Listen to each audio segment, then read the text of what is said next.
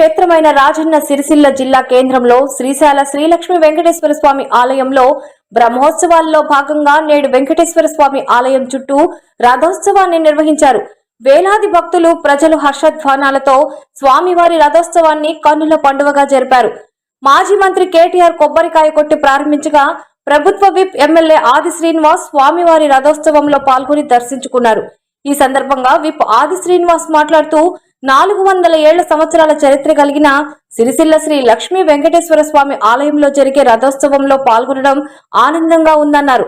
హైందవ సంస్కృతిలో భాగంగా మన ఆచార వ్యవహారాలు పాటిస్తూ ఇంకా మనమందరం ముందుకు పోవాలని, రాబోయే రోజుల్లో సకాలంలో చక్కటి వర్షాలు కురిసి పాడి పంటలు, రైతులు, అన్ని వర్గాల ప్రజలు సుఖమయ జీవితాన్ని గడపాలని కలియుగ దైవమైన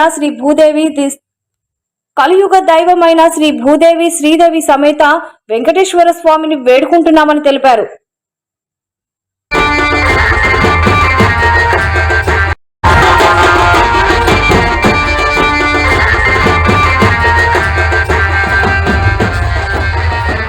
రాజన్న సిరిసిల్ల జిల్లా కేంద్రంలో శ్రీ లక్ష్మీ వెంకటేశ్వర స్వామి ఆలయంలో తిరుమలలో బ్రహ్మోత్సవాలు ఏ విధంగా జరిపేటువంటి సందర్భాన్ని పురస్కరించుకొని ఇక్కడ కూడా ప్రాచీన కాలం నుండి పురాతన కాలం ఉన్నటువంటి ఈ స్వామివారి సన్నిధిలో కూడా బ్రహ్మోత్సవాలను బ్రహ్మాండంగా దేవాదాయ శాఖ అధికారులు రాష్ట్ర ప్రభుత్వ పక్షాన పూజ, నైవేద్యాలు తదితర కార్యక్రమాలన్నీ కూడా చేస్తూ ఈరోజు అంగరంగ వైభవంగా పండగ వాతావరణంలో సిరిసిల్ల జిల్లా కేంద్రంలో ఆ శ్రీ లక్ష్మీ వెంకటేశ్వర స్వామి వారిని రథోత్సవంతో ఊరేగింపు చేసేటువంటి కార్యక్రమం వేలాది మంది భక్తులు వచ్చి తిలకిస్తూ ఆ స్వామివారిని దర్శించుకోవడము, ఆ స్వామివారిని దర్శించుకొని తన్మయత్వం చెందడము, స్వామివారి ఆశీస్సులు అందరికీ ఉండాలి, లోక కళ్యాణం జరగాలని చెప్పని కోరుకునేటువంటి కార్యక్రమం.